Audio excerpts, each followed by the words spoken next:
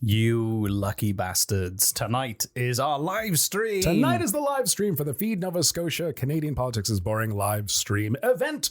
With live streaming for Feed Nova Scotia. Feed Nova Scotia, very important stream. cause, with special guest Jonathan Torrance, who is probably going to be way funnier than we are, we hope. Letterkenny, Mr. D, Trailer Park Boys, Other Things. In a short film of mine, Wingman. It was in one of Jesse directed him in a movie. That's true. That no one's seen. That no one has seen.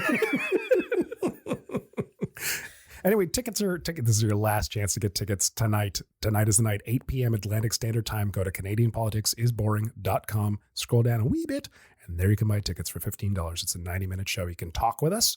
We won't hear your voice. You can just chat, and we'll respond in that fun sort of yay happy way. It's for a really good cause. All the money's going to charity to Feed Nova Scotia. Come, and we will see you tonight. On with the show. On with the show.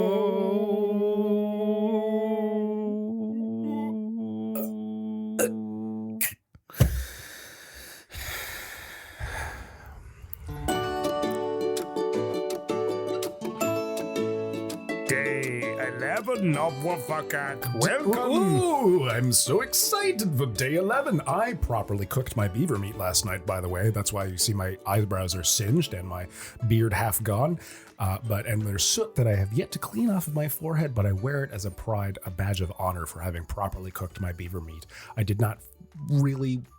wasn't really able to eat the metal wire, but I did try, and the beaver meat was hard and rough as is the tradition for WFUCAC. I was weak. I am not heat resistant like you.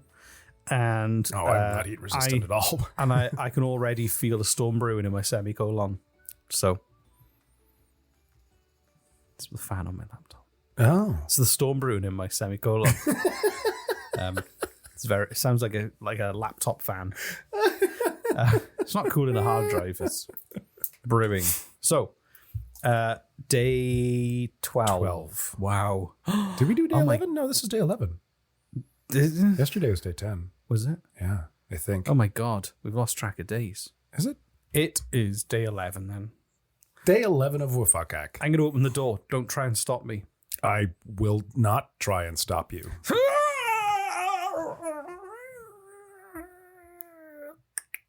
I'm really glad I didn't try to stop you. That sounds great. You would have been a fool. Right.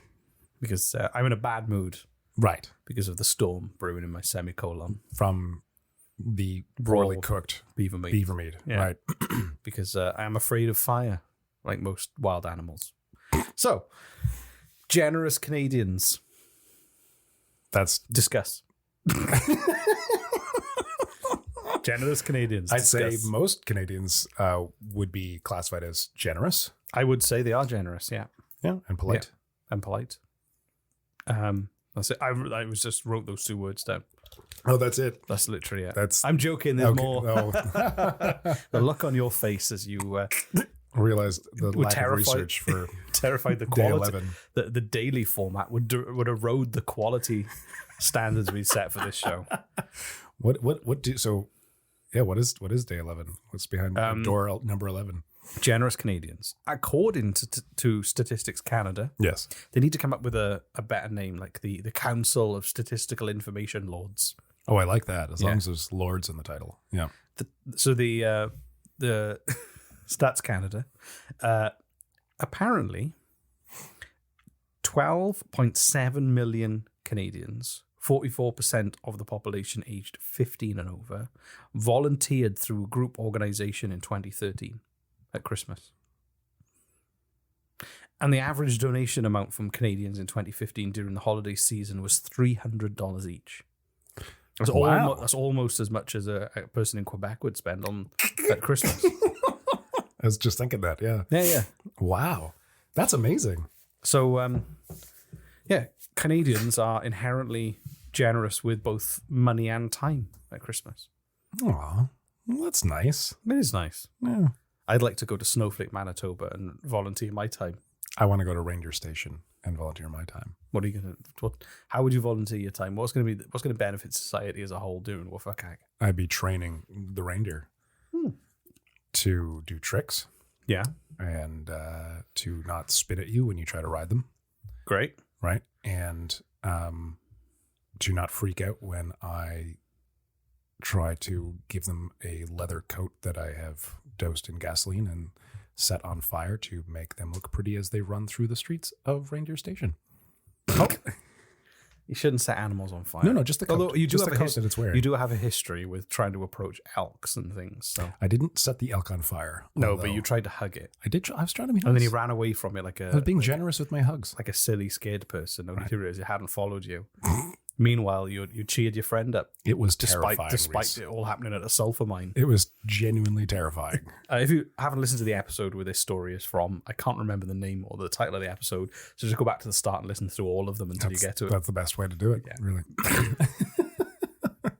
So give me some examples of when you've moved to Nova Scotia, what is it, 3 years ago now? How long has it been? 2.5 years ago. 2.5 years ago.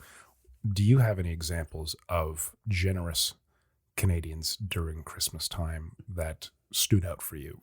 Please just say no and have the story be over. That'd be very funny. I once ordered a box of 20 Timbits, opened it up, there were 21 inside. It might have been an accident. I doubt it. They count. But I like to think it was a symbol of the human spirit. Right. Yeah, that's just one of many examples. Once I ordered 10 Timbits and there were 11 in there. Are all your stories good? And then another time I ordered 50 Timbits and there was an extra half of a Timbit. Someone had bitten half of it and put what was left in. All of your stories are Timbit related, aren't they? Yeah. Yeah, okay. But I mean, the generosity astounds me even to today. This might be the weakest of the stories for our advent calendar so far. What are we going to talk about today? The fact that Canadians are generous in Christmas. And somehow it's one of the longest episodes we've recorded. We're going to have to cut this down. With 2 or 3 statistics. It's a daily format. It's only supposed to be a few minutes of fun a day. Again, if you don't like it, you can listen to them as a bunch. Yeah, that's probably the best idea. Well, I personally let's never speak of day 11 of WFUCAC again, and let's look forward to day 12, which has a much better story waiting. Okay, but what am I expecting tonight on day 11 of WFUCAC when I go home? Tonight is the night where everyone knits and then wears crazy looking WFUCAC jumpers. Jumpers? Yeah. Like onesies. Sorry, sweater. Oh, sweater. I thought it was like a onesie. Jumper is a British word for what you would call a sweater. Oh, okay. Which you wear to sweat. So everyone who you don't even know how to knit, you just like what you YouTube a tutorial on how to knit, and then you do your best to knit a sweater for everyone else in your family, or you pick someone else and they knit a sweater for you, you knit a sweater for them.